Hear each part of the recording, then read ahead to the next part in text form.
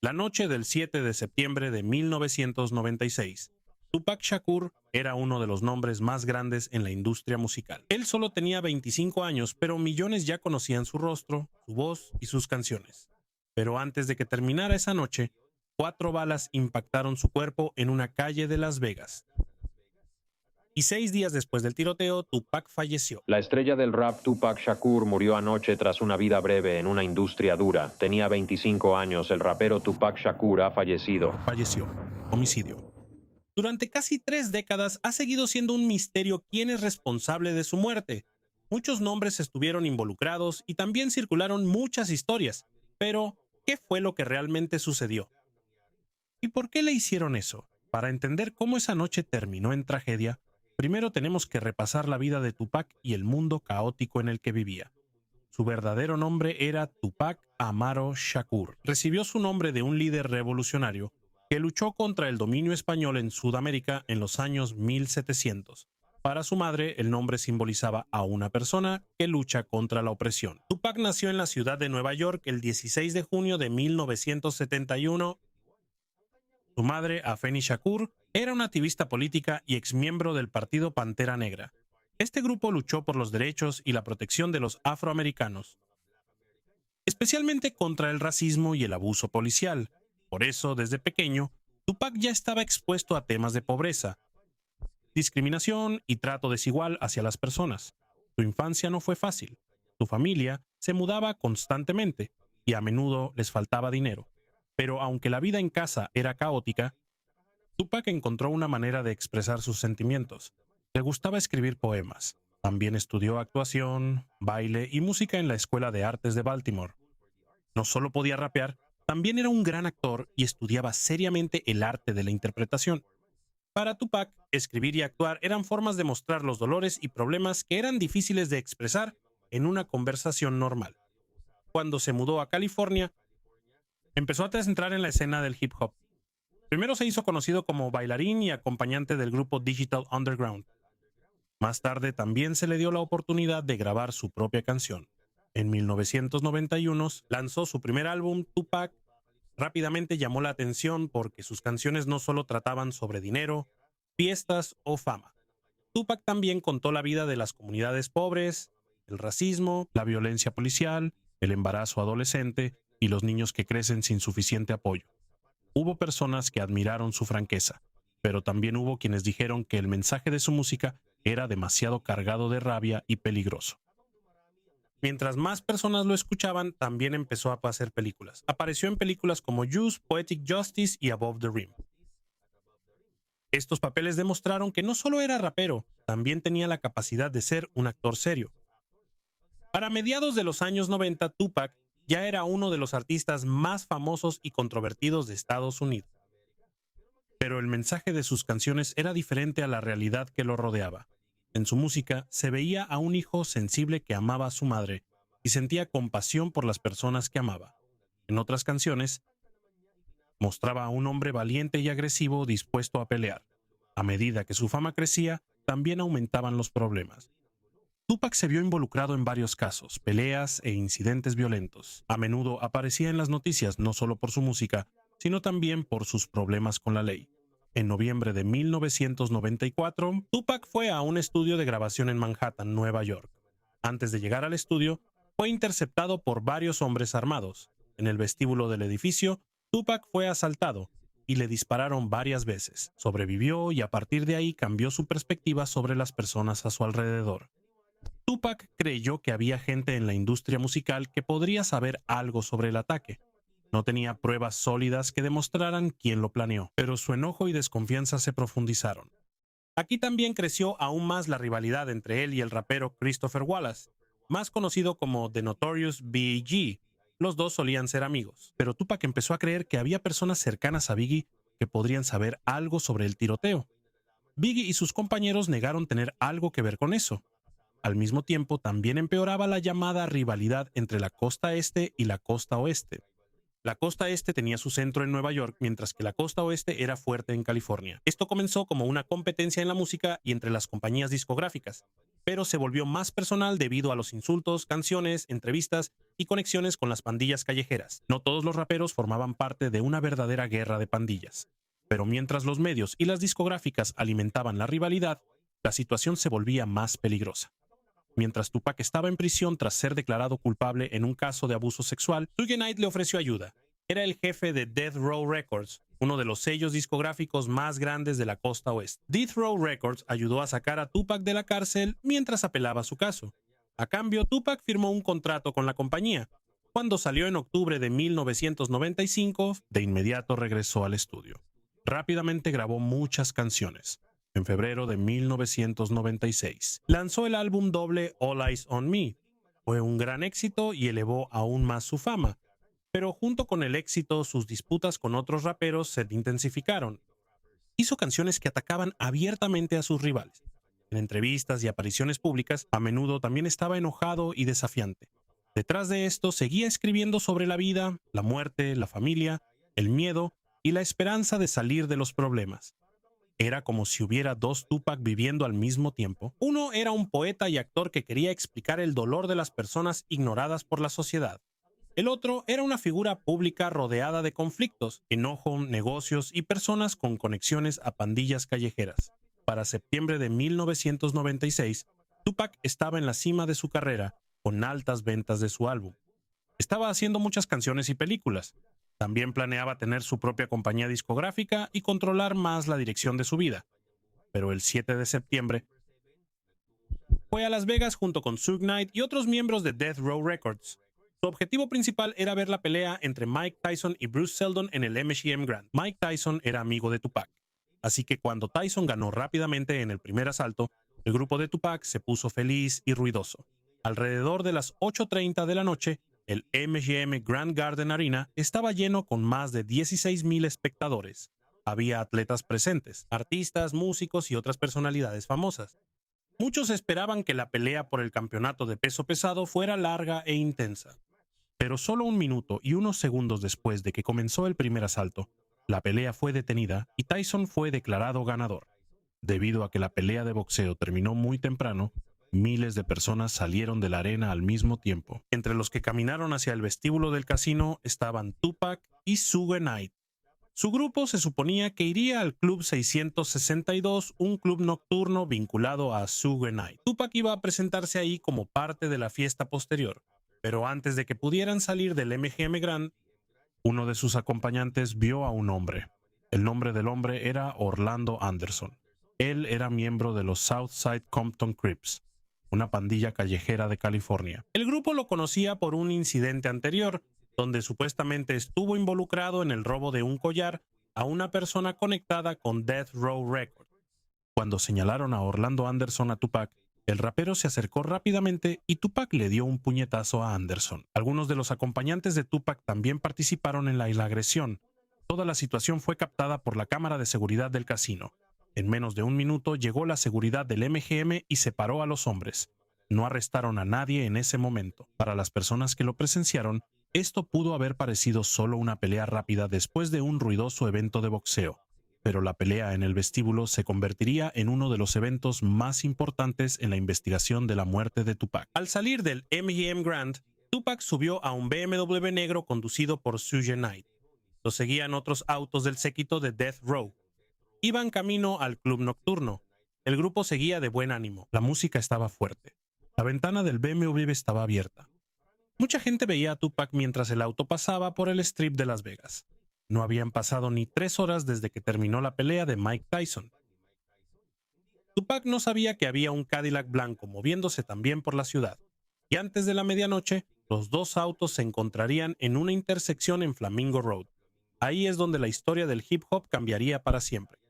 Antes de llegar a la intersección de Flamingo Road y Cobalt Lane, la policía detuvo temporalmente el auto de Tupac y Suge Knight. La música del auto estaba demasiado fuerte y no se veía la placa trasera. Suge explicó que la placa estaba dentro del compartimiento. Después de que la policía vio esto, les permitieron irse sin darles una multa. Solo pasaron unos minutos cuando el BMW se detuvo en un semáforo en rojo en Flamingo Road. El lugar estaba lleno porque era sábado por la noche y había mucha gente saliendo de los casinos, hoteles y la pelea de box. Suge Knight estaba en el asiento del conductor. A su lado, en el asiento delantero, estaba Tupac. Las ventanas de su auto estaban abiertas mientras la música sonaba fuerte. Había autos de Death Row Records rodeando el BMW, pero la caravana no iba junta. Había espacio entre cada auto debido al tráfico. Alrededor de las 11:15 de la noche, un Cadillac blanco se acercó al lado derecho del BMW. Donde estaba sentado Tupac, de repente se abrió la ventana del Cadillac. Se dispararon varios tiros seguidos hacia su auto. Más de 10 balas fueron disparadas en solo unos segundos. Tupac fue alcanzado por 4 balas. 2 balas le dieron en el pecho. También fue herido en el brazo y el muslo. Suge Knight también resultó herido en la cabeza por fragmentos de bala y vidrio que saltaron. Después del tiroteo, el Cadillac blanco se fue rápidamente. Suge no bajó del Cadillac de inmediato. A pesar de sus heridas y del BMW destrozado, aceleró el auto alejándose de la intersección. Intentó llevar a Tupac al hospital, pero el BMW ya no funcionaba bien. Las llantas estaban ponchadas y muchas partes del auto habían sido alcanzadas por balas. El BMW no llegó muy lejos antes de que la policía lo encontrara. Uno de los primeros en acercarse fue el oficial de patrulla en bicicleta, Chris Carroll. Vio que Tupac estaba cubierto de sangre y apenas podía moverse en el asiento del pasajero. Los policías abrieron la puerta y cuidadosamente sacaron a Tupac del auto. Lo acostaron en la calle mientras esperaban la ambulancia. El oficial Carroll intentó preguntarle a Tupac quién le había disparado, pero el rapero ya estaba débil y tenía dificultad para respirar. Poco después llegaron los paramédicos. Llevaron a Tupac al Centro Médico Universitario del Sur de Nevada, el principal hospital de trauma en Las Vegas. El hospital de trauma cuenta con doctores y equipo para pacientes con heridas graves por accidentes o violencia. El cuerpo de Tupac sufrió daños severos. Una de las balas entró en su pecho y alcanzó su pulmón derecho. También tuvo una hemorragia interna severa o sangrado dentro del cuerpo. Tupac tuvo que ser operado de inmediato para detener el sangrado y reparar las partes dañadas de su cuerpo. Debido a la gravedad de las heridas, los doctores le removieron el pulmón derecho, lo pusieron en la unidad de cuidados intensivos y lo conectaron a una máquina de soporte vital. Esta máquina es la que ayuda al paciente a respirar y mantenerse con vida mientras el cuerpo intenta recuperarse. Mientras tanto, también atendieron a Suge Knight. Su herida no era grave y salió del hospital después de poco tiempo. La noticia sobre el tiroteo se difundió rápidamente. Reporteros y fanáticos se reunieron afuera del hospital. Muchos esperaban que Tupac superara sus heridas, especialmente porque ya había sobrevivido a un tiroteo anterior en Nueva York. Pero ahora sus lesiones eran más graves. Mientras Tupac luchaba por su vida, la policía de Las Vegas inició la investigación. Los investigadores examinaron el BMW, hablaron con los testigos y los miembros del convoy. También buscaron el Cadillac blanco que se usó en el ataque. Estaba claro que el tiroteo había sido planeado. El Cadillac se acercó al lado del pasajero donde estaba sentado Tupac. Una persona disparó rápidamente antes de que el vehículo huyera, pero no hubo una imagen clara del rostro del tirador. No hubo ningún sospechoso arrestado esa noche. Eso se volvió una parte importante de la investigación. La pelea que ocurrió en el MGM Grand unas horas antes del tiroteo. Según el caso presentado por los fiscales, muchos años después, la venganza pudo haber sido el motivo del ataque. Orlando Anderson, el hombre al que Tupac golpeó en el casino, es sobrino de Dwayne Keffe D. Davis, un conocido miembro de los Southside Compton Crips en ese entonces. La policía sospechó de Orlando Anderson, pero él negó tener algo que ver con el asesinato. No fue acusado en el caso de Tupac y murió en otro tiroteo entre pandillas en 1998. Tampoco se supo de inmediato quién realmente disparó desde el Cadillac. Mientras la policía no daba una respuesta clara, surgieron diferentes historias. Algunos relacionaron el tiroteo con la rivalidad entre la costa este y la costa oeste. Algunos sospecharon de las compañías discográficas, pandilla callejera y antiguos enemigos de Tupac. Pero muchas teorías populares no tenían suficiente evidencia. Dentro del hospital, Tupac fue sometido a varias operaciones más. Tuvieron que mantenerlo dormido con medicamentos debido a la gravedad de su condición. En los primeros días había esperanza de que pudiera sobrevivir. Tupac era joven y su cuerpo era fuerte, pero la hemorragia interna continuó y su corazón y pulmones tuvieron dificultades. En la tarde del 13 de septiembre de 1996, su cuerpo finalmente dejó de funcionar. Tupac Shakur falleció a la edad de 25 años. La causa oficial de su muerte fue insuficiencia respiratoria y paro cardiorrespiratorio debido a múltiples heridas de bala. Esto significa que sus pulmones y corazón ya no podían soportar su cuerpo debido a las graves lesiones. Solo pasaron 6 días entre el alegre evento de boxeo y la muerte de una de las estrellas musicales más grandes de su época. Pero la tragedia no terminó en el hospital. Quedó una investigación sin ningún sospechoso detenido, testigos con versiones diferentes de la historia y una pregunta que seguiría persiguiendo a los investigadores durante muchos años. ¿Quién dio la orden y quién la ejecutó? ¿Quién disparó las balas que mataron a Tupac Shakur? Con la muerte de Tupac, la policía de Las Vegas se quedó con un caso sumamente difícil. Había mucha gente con él esa noche. También había muchos autos alrededor del BMW, pero pocos dieron información clara y completa a los investigadores. Algunos posibles testigos también tenían miedo de hablar porque el incidente estaba relacionado con pandillas callejeras. Por eso, la investigación se enfrió rápidamente. Una de las personas que supuestamente estuvo involucrada, que realmente fue vista, es Yaffe Ufula, más conocido como Jackie Gaddafi. Él era miembro del grupo Outlaws y amigo cercano de Tupac. Según algunos reportes, Gaddafi dijo que vio a las personas que iban en el Cadillac y que podría identificar al conductor, pero los detectives no pudieron entrevistarlo adecuadamente de inmediato. Casi 2 meses después de la muerte de Tupac, Gaddafi también fue asesinado en Nueva Jersey. Según las autoridades, fue disparado accidentalmente por un conocido. Como murió antes de poder dar su versión de los hechos, se perdió una declaración más detallada de un posible testigo clave. Al mismo tiempo, algunas de las personas conectadas con Death Row Records tampoco cooperaron con la policía. Hubo testigos que dieron historias incompletas o contradictorias. Otros no quisieron involucrarse porque temían verse afectados por represalias de pandillas. Como no hubo arrestos inmediatos, empezaron a circular diferentes teorías. Algunos sospechaban que Suge Knight mismo planeó el asesinato de Tupac. Esta teoría fue apoyada en ese entonces por el exdetective de la policía de Los Ángeles, Russell Poole. Según la teoría, se decía que Death Row Records le debía una gran cantidad de dinero a Tupac. También hubo reportes de que Tupac planeaba alejarse de la compañía y tener un mayor control sobre su propia música. En 1997, la madre de Tupac, Afeni Shakur, presentó una demanda contra Death Row Records. Ella acusó a la compañía de mala administración de las ganancias de su hijo. Posteriormente, ambas partes llegaron a un acuerdo. Sin embargo, no hubo pruebas sólidas que demostraran que Suge Knight ordenó el tiroteo. Suge estaba al lado de Tupac cuando el BMW fue acribillada a balazos. Suge también fue alcanzado y pudo haber sido asesinado. Por eso, muchos investigadores y personas presentes no creyeron que él mismo se pusiera en medio del ataque. La investigación se centró más en la pelea en el MGM Grand. Después de golpear a Orlando Anderson, ya había un motivo claro para la venganza.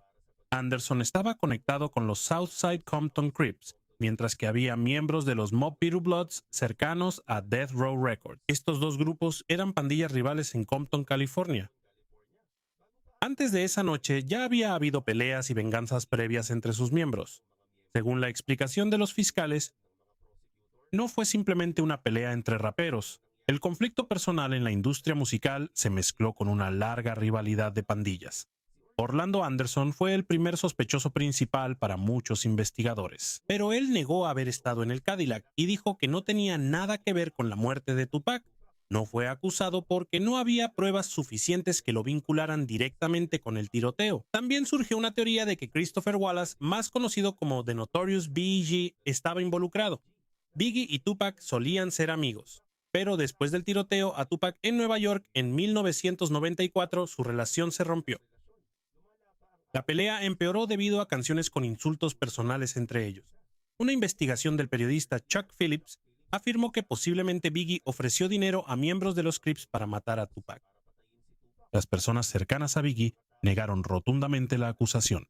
También hubo reportes que ubicaron a Biggie en Nueva York la noche del tiroteo en Las Vegas. No fue acusado ni hubo un fallo judicial que dijera que estuvo involucrado en la muerte de Tupac. 6 meses después del asesinato de Tupac, Biggie también fue asesinado en Los Ángeles. Salió de una fiesta en la madrugada del 9 de marzo de 1997 cuando dispararon a su auto en un semáforo. Biggie tenía solo 24 años. Debido a que los asesinatos ocurrieron cerca en el tiempo y de manera similar, muchos creen que podrían estar conectados. Pero el caso de Biggie también permaneció sin condena. Hay otro nombre que aparece repetidamente en las historias sobre la muerte de Tupac: Sean Combs, conocido también como Puff Daddy y más tarde como Diddy. Combs es el fundador de Bad Boy Records, la disquera de Biggie. Debido a que su compañía era rival de Death Row Records, algunos lo acusaron de supuestamente ofrecer dinero para mandar matar a Tupac y Suge Knight. La acusación proviene principalmente de las declaraciones de Dwayne Keffe D. Davis, un exmiembro de los Southside Compton Crips y tío de Orlando Anderson. Combs negó cualquier implicación en el asesinato de Tupac y tampoco fue acusado en relación con el incidente. Durante muchos años, las historias sobre Suge Knight, Biggie y Combs eran los más mencionados por los medios, pero ninguna de estas teorías llevó a un caso presentado ante la corte. El mayor cambio en la investigación vino del propio Keffe D. La noche del tiroteo, Keffe D dijo que iba en un Cadillac blanco junto a 3 hombres. Entre ellos estaba su sobrino, Orlando Anderson. En una entrevista en 2008, Keffe D dio un relato detallado a los investigadores. La entrevista se realizó como parte de una investigación separada sobre los asesinatos de Tupac y Biggie. Según las declaraciones de Keffe D, su grupo buscó a Tupac y Suge después de la pelea en el MGM Grand. También dijo que había un arma en el Cadillac y que se la pasó a los que estaban sentados atrás. No siempre dejó claro quién disparó. En diferentes ocasiones mencionó el nombre de Orlando Anderson. Pero también hay testimonios que señalan a otro hombre que iba en el Cadillac. Esto es importante porque, bajo la ley de Nevada, no es necesario que una persona haya disparado para ser acusada de asesinato. También puede ser responsable la persona que ayudó a planear, proporcionó armas o lideró el ataque. Durante mucho tiempo, algunas partes de lo que dijo Keffe D se mantuvieron en secreto. Pero con el tiempo empezó a contar su historia en documentos, programas y en línea. En 2019, publicó sus memorias tituladas Compton Street Legend. En el libro describió su presencia en el Cadillac y los eventos que llevaron al tiroteo. Estas declaraciones públicas le dieron nueva vida al caso sin resolver. El caso sin resolver es un caso que durante mucho tiempo no ha tenido suficientes pistas para avanzar. Puede reabrirse si aparece un nuevo testigo, nueva evidencia o una declaración que pueda usarse en la corte. En julio de 2023, la policía de Las Vegas realizó un cateo en una casa en Henderson, Nevada, que está conectada con la esposa de Keffe D. Los investigadores se llevaron dispositivos electrónicos, fotos, documentos y otros objetos que podrían examinar. 2 meses después, arrestaron a Keffe D el 29 de septiembre de 2023. Los fiscales anunciaron que fue acusado de asesinato. En relación con la muerte de Tupac Shakur, él es la primera persona formalmente acusada en este caso.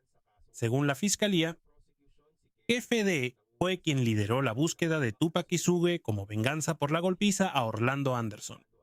Los fiscales también dijeron que él fue quien proporcionó el arma utilizada en el ataque. Keffe D se declaró no culpable. Según su defensa, exageró o cambió las historias para ganar dinero con entrevistas y con su libro. Sus abogados también dicen que algunas de sus declaraciones a la policía se hicieron bajo un acuerdo de que no serían usadas en su contra. Los fiscales insistieron que esa protección se perdió cuando él mismo contó la misma información al público.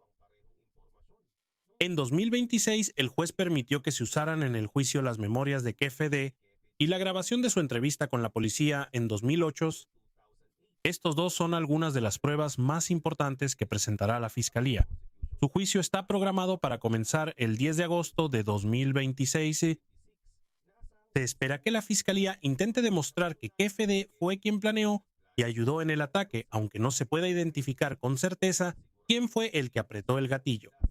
Por su parte, la defensa insiste en que no hay pruebas físicas que lo vinculen directamente con el arma o el Cadillac y que los testimonios han cambiado varias veces y no son confiables.